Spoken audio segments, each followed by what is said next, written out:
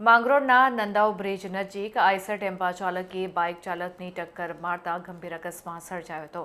આ અકસ્માતમાં બાઇક ચાલકની હાલત નાજુક હોવાનું જાણવા મળ્યું છે. સુરતના માંગરોળના નંદાવ બ્રિજ નજીક આઈસર ટેમ્પાના ચાલકે બાઇક સવારની અડફેટમાં લેતા ગંભીર અકસ્માતની ઘટના બની હતી. આ અકસ્માતમાં બાઇક સવારને ગંભીર ઈજા થવાથી તેને સારવાર અર્થે હોસ્પિટલમાં ખસેડવામાં આવ્યો હતો, જ્યાં તેની હાલત નાજુક હોવાનું સૂત્રો દ્વારા જાણવા મળ્યું છે.